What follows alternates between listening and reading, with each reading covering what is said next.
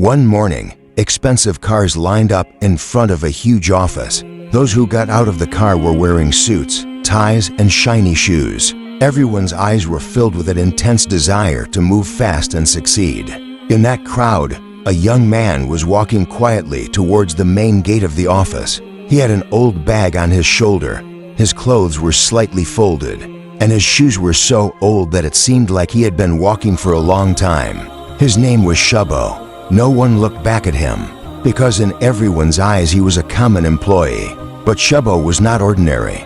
He was the real heir and future owner of the company. After finishing his studies abroad, he recently returned and also did an internship in a big organization. But he decides to hide his identity.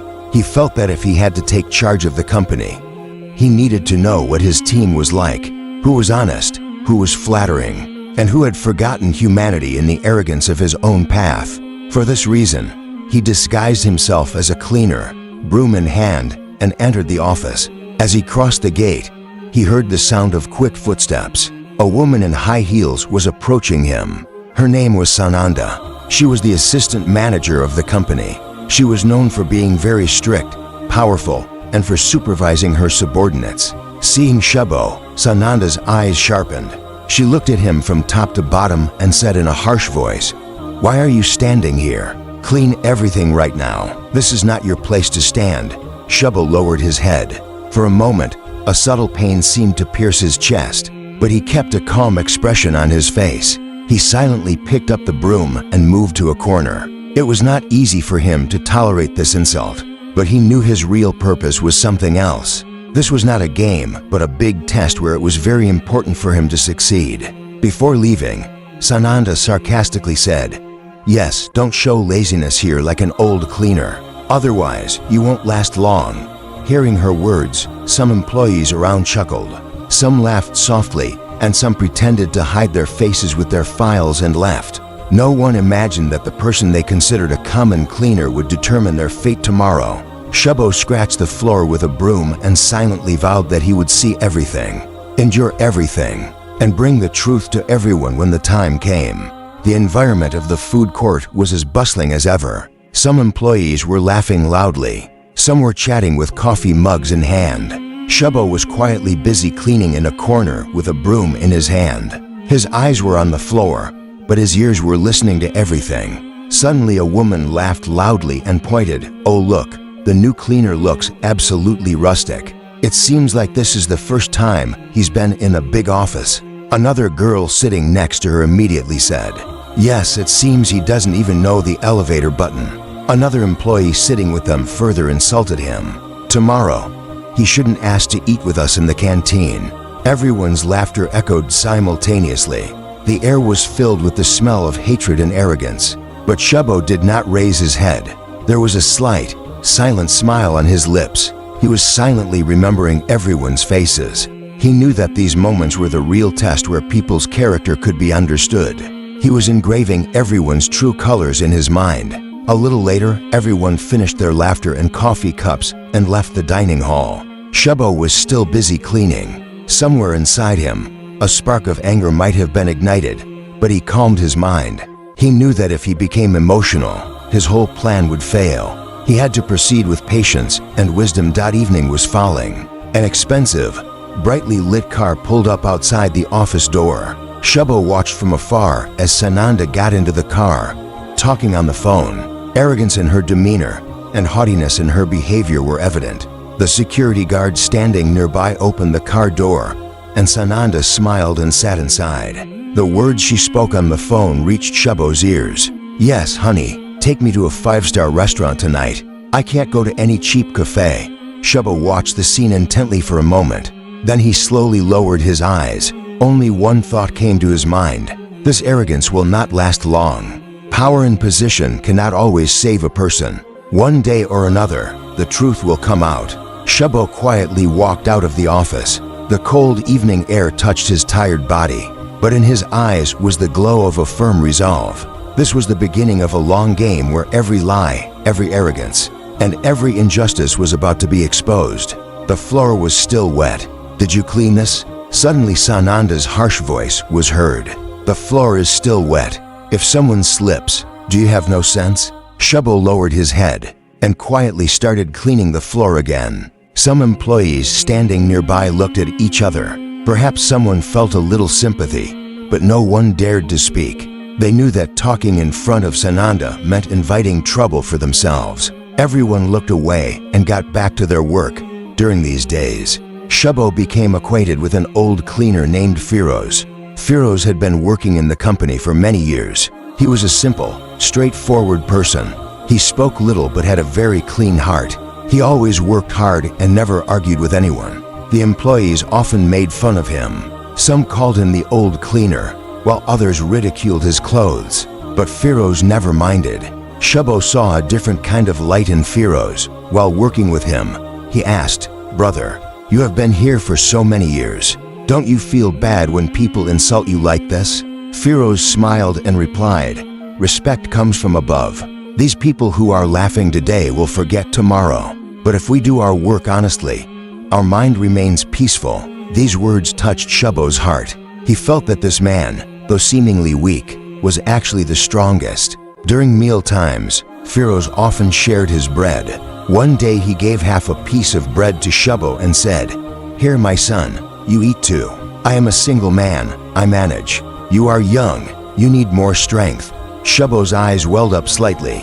He thought to himself, if anyone in the company deserved justice first, it was Firoz.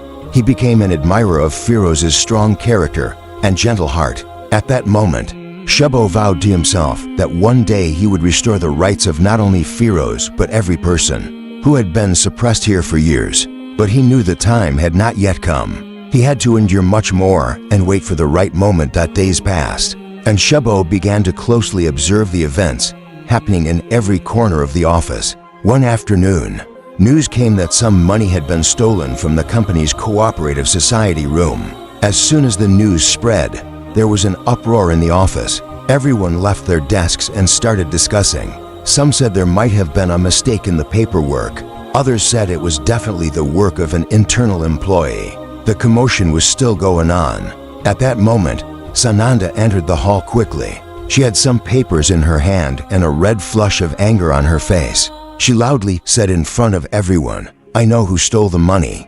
This is no one else's work but Firoz's." Firoz, who had just entered the room with a gallon of water, looked at Sananda, bewildered. His voice trembled, "Madam, I didn't do anything. I just came to put water. I didn't even touch the money box." But Sananda didn't listen to him. She severely rebuked Firoz in front of everyone. "Stop. People like you are the cause of the company's bad name. You should be thrown out of here." The employees standing nearby were silent. No one dared to say a word in Firoz's defense. Everyone knew that Sananda had good relations with senior officials, and getting into trouble with her meant jeopardizing one's career. HR, or Human Resources, was immediately informed, and they gave Firoz a stern warning. Firoz's face turned pale. He silently lowered his head and left the room. Shabo watched the scene from afar. His heart broke.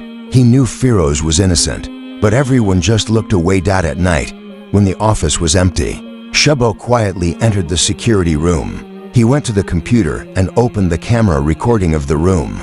The screen clearly showed that Firoz had entered the room, placed the gallon, and immediately left. He had not even touched the money box. Seeing this, Shabo breathed a sigh of relief. But at the same time, a fire of anger ignited in his mind. He immediately copied the video and kept it with him. He told himself, times are changing. This injustice cannot go on for long. That night was a crucial night for Shabo. He decided that he would not just stand by as a spectator. Rather, he would break this system very soon. The next morning, an unusual silence hung over the office. Everyone knew something big was about to happen. Just then, a black, expensive car pulled up at the main gate of the office. A smart young man stepped out of the car. He was wearing a shiny suit, modern sunglasses, and an unusual firmness in his demeanor. Everyone stared in astonishment, because this young man was none other than Shabo himself. But now he was in his true form. The guards and other employees standing at the office gate looked on in surprise. Their eyes almost popped out. because this was the young man they had seen just a few days ago as a common cleaner. Shebo calmly entered. His personal assistant was also with him. The assistant, holding a file, quickly followed him. Both of them headed towards the meeting hall, that hall where all the big company meetings took place. And today a special meeting has been called there for everyone. Everyone began to enter the meeting hall one by one. Sananda, with a big smile, stepped forward to welcome Shebo. She still hadn't recognized Shebo. She thought he might be a big investor or a foreign guest. Sananda said, "Sir, my name is Sananda. I am the assistant manager. Welcome to this company." Shebo looked at her and smiled slightly. That smile was unfamiliar to Sananda, but it contained a silent sarcasm. Shebo said calmly, "Thank you, Sananda, but there's no need to introduce yourself. I know everything." Sananda looked on in surprise. At that moment, Shebo gestured to his personal assistant and said, "Let's start the meeting now." At the beginning of the meeting, Shebo turned on a large screen. The CCTV footage began to play on the screen, where Firoz had been falsely accused of theft. Everyone watched in astonishment how Sananda had insulted an innocent person in front of everyone. The footage clearly showed that Firoz had only left a gallon of water and had not touched the money box. As soon as the video ended, a pin-drop silence descended upon the hall. Shebo gravely told everyone, "I have been here for the past few days, not just as a common man, but as the future of this institution. I wanted to see who in my family is actually honest and who is just chasing power. I have seen how some people, because of their arrogance and false pride, can bring others down so low. I have seen how an honest and hardworking person has been slandered." Sananda's face turned completely white. She was trembling with fear. She looked at Shebo, unable to say anything. Shebo then called Firoz. Firoz entered the meeting room, still full of fear. His old clothes and that old fear were still in his eyes. Shebo went to him with a smile and said, "Brother Firoz, from today you are the logistics coordinator of this company. This is the reward for your honesty and hard work. You are an honest and true person. I salute you." Firoz's eyes welled up. A mixed feeling of joy and gratitude appeared on his face. He thanked Shebo and started crying without saying anything.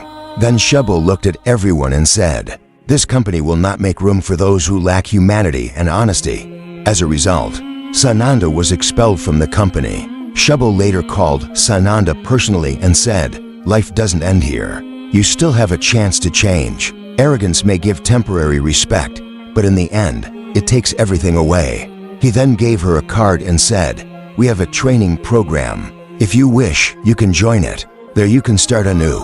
Sananda then realized what a mistake she had made. Tears came to her eyes. She lowered her head, thanked Shebo, and left. From the next day, everything had changed. The employees were all working shoulder to shoulder together. They had understood that a person's true identity is not defined by their position or clothes, but by their character and humanity. Friends, the story ends here. From this story, we get a great lesson. A person's true identity is not their position, wealth, or clothes, but their honesty and humanity. Never think less of anyone, because who knows what hidden talent or identity someone might have. Who's your favorite character in this story and why? Let us know in the comments. Your opinion is very valuable to me. And if you liked the story, don't forget to subscribe to our channel. See you in the next video.